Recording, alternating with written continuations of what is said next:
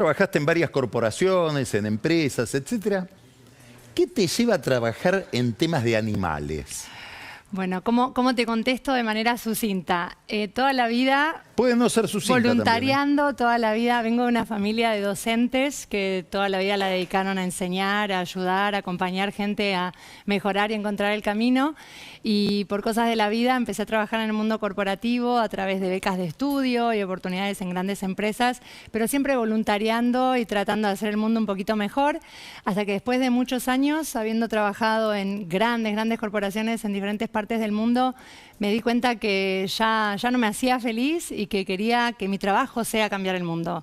Y de ahí dejé una carrera corporativa y me fui a hacer trabajo de emergencias y de urgencias como trabajadora humanitaria en varias partes del mundo, en zonas de conflicto, de guerra, desastres naturales. Y luego de 5 años viviendo de la mochila y habiendo estado en grandes crisis humanas, humanitarias, habiendo visto lo peor y lo mejor de la humanidad, me encontré en Austria haciendo trabajo más estratégico. Contá un poquito de eso que estás hablando. ¿Dónde estuviste? Estuve en el Medio Oriente la mayoría del tiempo, en Siria, en el Líbano, en Jordania, en Palestina, en Irak. Y después... ¿Haciendo qué? Trabajaba con una organización que se llama SOS Aldeas Infantiles, una organización austríaca. Yo estaba basada en Marruecos y mi trabajo era montar proyectos de urgencia y de ayuda en casos de crisis de refugiados o de crisis humanitarias, viajando a los países, entendiendo la situación, armando equipos con gente local y también dando vueltas por el mundo, juntando dinero para poder implementar proyectos para proteger a familias y a niños, sobre todo que habían perdido el cuidado parental. Así que... Y ahora, a ver, el misterio es ¿qué te llevó de los niños a los animales? De los niños a los animales. Bueno, creo que la ¿Qué hay detrás del cuidado de los animales que no vemos? ¿Qué hay detrás del cuidado de los animales? Es que los animales, las personas, el planeta... es un gran todo. Y si los animales sufren, sufren las personas. Y si no cuidamos el planeta donde estamos, no tenemos mucho futuro. Y trabajando con humanos, hay muchos humanos que no tienen voz, que están indefensos y que necesitan representación. Eso fue lo que hice por un poco más de 5 años. Pero ya se vuelve fatigante estar todo el tiempo en las líneas y escuchando y acompañando. Quería un trabajo para gestionar, para volver a juntar lo que había hecho en organizaciones más corporativas, con lo que había visto en el terreno, y ahí fue que Forpos, la organización que represento ahora, me encontró a mí en medio de la pandemia. Yo me había mudado a Austria y estaban buscando a alguien que después de la muerte del fundador, que era austríaco, viniera a representar un poco la globalidad del tema de los animales y de la ayuda que podíamos hacer a nivel mundo, no solo en Europa. Y fui, bueno, la primera no austríaca, no europea, soy italiana-argentina, pero no criada en Europa, menor de 40 años y mujer que tomó un puesto de responsabilidad en esta organización, y hace 5 años que hemos expandido muchísimo lo que hacemos, por eso ahora te voy a mostrar algo que te puede resultar un poco inesperado, que es la tapa de este libro.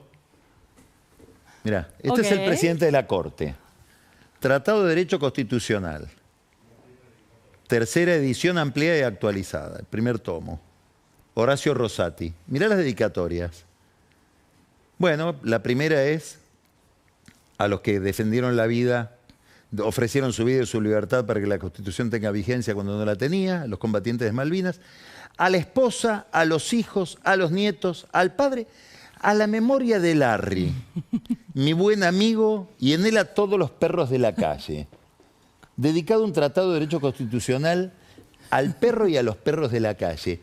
Yo no hablé con Rosati de esto, pero me gustaría que vos interpretes por qué un juez de la Corte, un experto en derecho constitucional, puede escribir un tratado que le dedica a los perros de la calle. ¿Qué vinculación hay entre los humanos y o qué vinculación debería haber entre nosotros y los animales? Bueno, hay muchos dichos que muestran que la salud de una sociedad se mide también en cómo tratamos a los animales. Muchas veces decimos, porque los animales vienen a representar esa parte que está cerca nuestra, son parte de con los que convivimos, y que por muchos años se nos hizo creer, y nos lo creímos, que estaban ahí para hacer uso y abuso de lo que los humanos necesitábamos y pensábamos. El mundo ya nos está mostrando, sobre todo después de la pandemia, que con el maltrato animal es un segundo lo que lleva que lo que empieza en los animales pase a los humanos y que algo que empezó por situaciones de tenencia de animales en condiciones aberrantes terminó metamorfoseándose y cambiando en un virus que nos paró nuestra vida.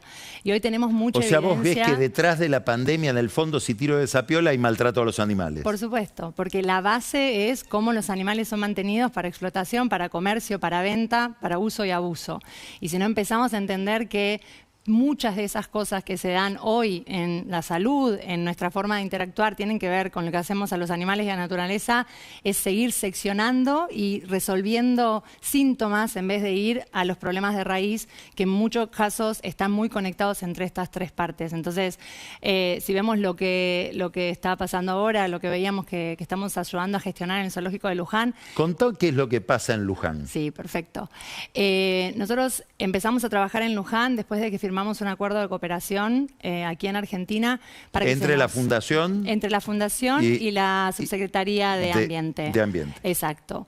Y ahí lo que estábamos proponiendo es no solo ayudar con rescates de animales, como habíamos hecho en el caso de los tigres del tren en San Luis, 4 tigres que estaban en vagones de tren en San Luis en 2022, 2 tigres de un coto de caza ilegal en 2023 en Balcarce.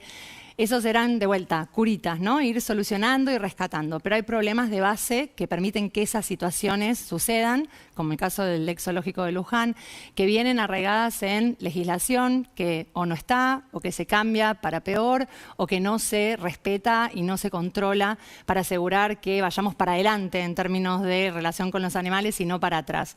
Y el ex zoológico de Luján se cerró en 2020, después sabemos que vino la pandemia, hubo muchos rumores si quedaban o no quedaban animales, también se discutió mucho el tema de quién se hizo cargo, cómo se seguía adelante. El temor a que animales escaparan. Exactamente, que también creo que salió en una nota que decía que fue un milagro que no se escaparon, no lo dije exactamente así, pero es real que los riesgos eran muy grandes y todavía lo siguen siendo. Si uno ve las imágenes y compara cualquiera de estos espacios donde están estos animales con un santuario o un zoológico incluso de calidad, estos espacios están bastante atados con alambre a la Argentina, como decimos.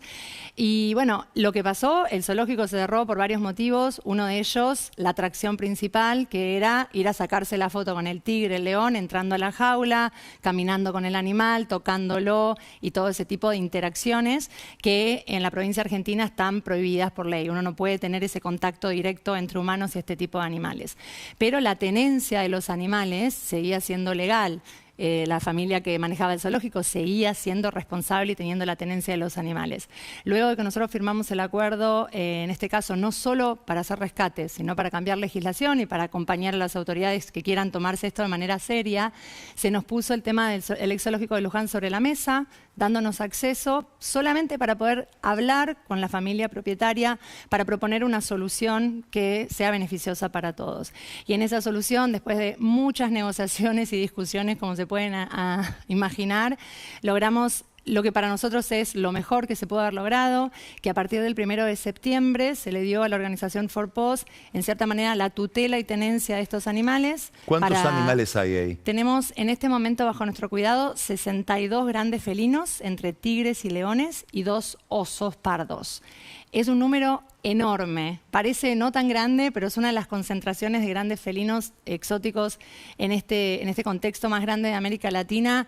No voy a decir del mundo, hay partes de Asia donde hay muchos más animales, pero en estas condiciones jamás visto, honestamente. Hay otros animales, hay llamas, hay camellos, ellos no es que no sean importantes, vamos a gestionar eso con otras organizaciones más adelante, pero como bien decías, la seguridad hoy son los grandes felinos, tenemos que asegurarnos, como se ven las imágenes, de mejorar las condiciones donde se están manteniendo los animales. Eso lo hicimos. ¿Esos animales estuvieron abandonados durante un tiempo? A ver, ¿a qué llamamos abandonado, no? Porque cuando nosotros entramos vemos que hubo intentos de alimentarlos, sí, porque no están raquíticos, no están por tierra sin poder moverse por falta de alimentación. Se ve y se escucha también con la gente que los cuidaba, que durante años, sobre todo durante la pandemia, salían a buscar comida, a tratar de darles de comer, pero como sabemos en nutrición, cantidad no es siempre calidad. Entonces, en algunos casos están sobrealimentados, en algunos casos estaban recibiendo carne que venía por ahí de caballos que venían del polo o de deportes que están muy medicados, o que incluso con la eutanasia que se aplica, a veces esas drogas pasaban al sistema de estos animales. Y también vemos que para nosotros desde Forpos, desde nuestro tipo de bienestar animal, la parte física no es la única que importa, y a nivel emocional, bueno, estos animales necesitan espacio, necesitan actividades, necesitan una composición social también de cómo están viviendo, que no es lo que se está dando en el zoológico. Por ejemplo, si uno piensa en leones, tenemos un león macho con un grupo de hembras, esa es la constelación normal que se ve en la naturaleza.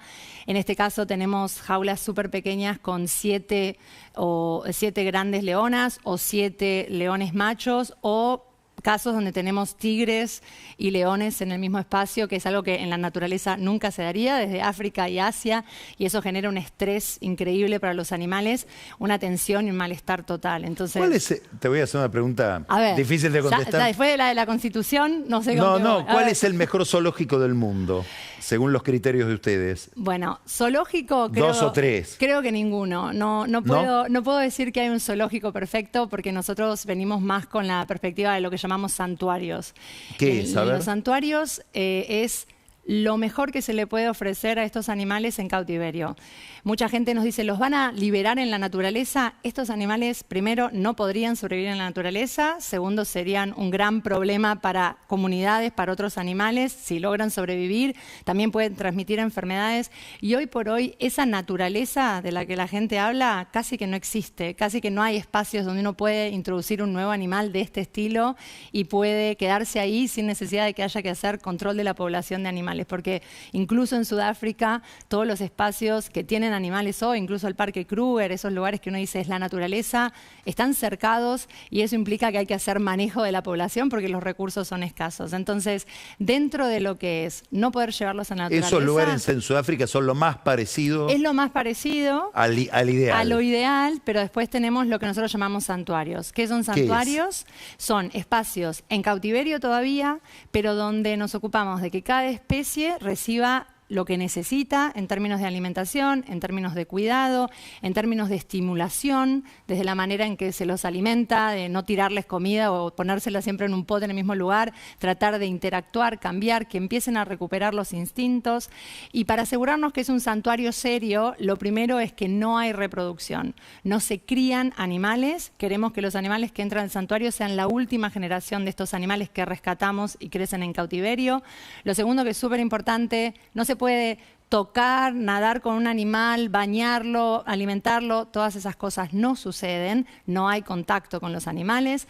Y lo tercero, que es súper importante, los animales tienen tanto espacio que pueden elegir si se exponen al público o si se van a resguardar y están en su propio espacio. Y eso asegura que los niveles de estrés se manejen mucho más y que tengan esa privacidad en cierta manera, pudiendo tener espacios suficientemente grandes para elegir dónde quieren estar. Y esto lo que permite es que los animales estén en las mejores condiciones. Muchos a veces se los traslada a santuarios y después de 1 o 2 años fallecen, mueren, pero no significa que el traslado estuvo mal, significa que los 15, 20 años de abuso estuvieron mal, y esos fueron los 2 años o 6 meses o 3 años que vivieron lo mejor que pudieron.